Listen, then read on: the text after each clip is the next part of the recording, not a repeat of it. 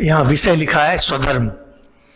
31 से लेकर के 38, ये जो इसके बाद 8 श्लोक आने वाले हैं, इसमें भगवान स्वधर्म के बारे में बतलाते हैं।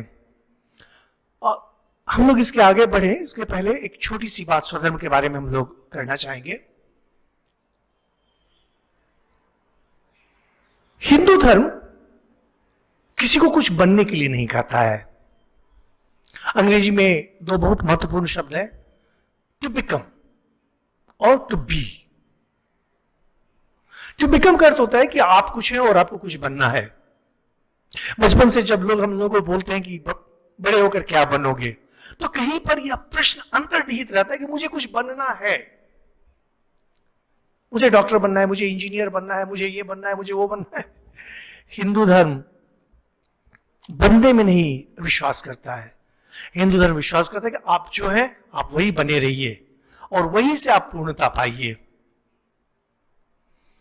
जहां पर हैं, जिस स्थान पर हैं, अभी जैसे पहले समय में था, उनका कहना है कि मां बाप का चुनाव आपने नहीं किया है। किस घर में आप जन्म लेंगे इसका चुनाव आप नहीं कर सकते हैं। किस जाति में आप जन्म लिए इसका चुनाव आप नहीं कर सकते हैं। तो इसको लेकर के रोना धोना क्यों है? जीवन में पूर्णता आपके जीवन को सही सुचारू रूप से चलाने में है, और आपके जीवन की पूर्णता ईश्वर ज्ञान में है। अगर ईश्वर ज्ञान ही महत्वपूर्ण है और जीवन में पूर्णता पाना ही महत्वपूर्ण है, तो फिर आप क्या काम कर रहे हैं, आप किस जगह पर है, सबसे कोई मतलब नहीं होता है। कहीं पर भी रह करके आप महान बन सकते हैं। हम लोग महाभारत में देखते हैं, जैसे धर्मव्याध बहुत बड़े ज्ञानी थे, लेकिन मांस बेचा करते थे। महाभारत में और भी बहुत सारी कहानियां हैं। एक वैश्य है जो ज्ञानी है, एक नर्तकी है जो ज्ञानी है। यानी किसी भी परिस्थिति में रह करके कोई भी व्यक्ति ज्ञानी बन सकता है। हम लोग श्री रामकृष्ण देव के ही जीवन में जब देखते हैं कि उनके पास स्वामी विवेकानंद जैसे शिष्य थे, जो बहुत बड़े पंडित थे, ज्ञानी थे।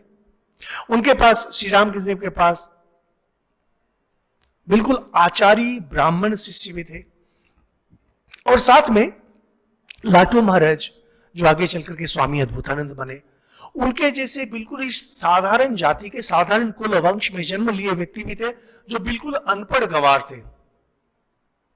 आज जब हम लोग रामकृष्ण मिशन को देखते हैं, हम देखते हैं जो स्वामी विवेकानंद को सम्मान मिलता है, स्वामी ब्रह्मानंद, स्वामी तुरायानंद को सम्मान मिलता है, बिल्कुल वही सम्मान स्वामी अद्भुतानंद जी को भी मिलता है। यानी आप किस अवस्था में थे, कहां पर हैं, यह बिल्कुल महत्वपूर्ण नहीं है।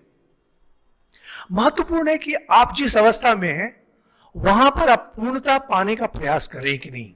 और यह पूर्णता पाई जाती है स्वधर्म करके। स्वधर्म का अर्थ होता है आपका अपना जो काम है, आपके वंश की जो मर्यादा है, आप जिस वर्ण में जन्म लिए हैं उसकी जो मर्यादा है, और आप जिस स्थान पे जन्म लिए हैं उसकी जो मर्यादा है, जिस देश में जन्म लिया उसकी जो मर्यादा है, इन सारे मर्यादा, और मानव जाति की जो मर्यादा है, इन सारे मर्यादा को लेकर के जो धर्म बनता है। यानी मान लीजिए आप एक क्षत्रिय हैं, हम लोग पहले के समय में बातें कर रहे हैं।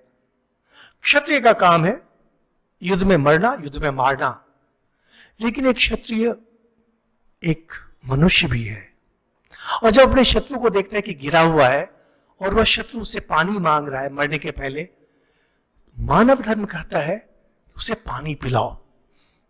ये जब हम लोग देखते हैं कि चंगेज खान, सिकंदर, ऐसे योद्धा लोग जब चलते थे, जैसे चंगेज खान बहुत महत्वपूर्ण व्यक्ति है, और उसने इतना कोहराम मचाया हुआ था कि लोग उनका नाम सुनकर के ही जल्दी से आत्मसमर्पण कर देते थे, आत्मसमर्पण कर देते थे, क्योंकि वो जहां भी जाता था कत्लेआम मचाता था।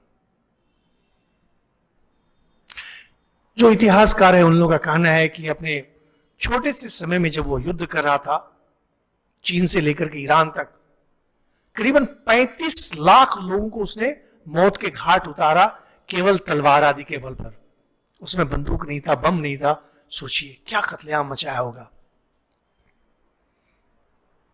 क्योंकि उसके पास धर्म नाम की कोई चीज नहीं थी।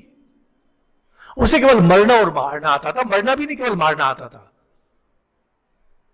स्वधर्म इस चीज की अनुमति नहीं देता है। स्वधर्म कहता है कि जो आपकी बराबरी का है उससे आप लड़ाई कीजिए, आप मरिए, आप मारिए, लेकिन युद्ध का भी अपना एक धर्म होता है। और व्यक्ति जब युद्ध करने के लायक नहीं है, आपको तुरंत मानव धर्म में चले जाना है। तो उसकी व्याख्या है कि जो मानव धर्म है वह सबसे ऊपर है, देश का धर्म ठीक उसके नीचे आता है, जहां पर आप हैं उसका धर्म थोड़ा सा और नीचे आता है, आपके वंश का धर्म उसके नीचे आता है, करते करते अंत में आपका अपना धर्म। यानी जो व्यक्ति क्षत्रिय है, क्षत्रिय का धर्म सबसे नीचे आता है, वहां से धीरे धीरे चढ़ते चढ़ते चढ़ते मानव धर्म सबसे ऊपर होता है। यानी कोई अगर ऐसी परिस्थिति आ जाती है जब दो धर्म आपस में टकरा रहे हैं, तो उसमें जो बृहत्तर धर्म है, यानी जिसमें अधिक लोगों को रखा जा रहा है, उस धर्म की मर्यादा रहेगी।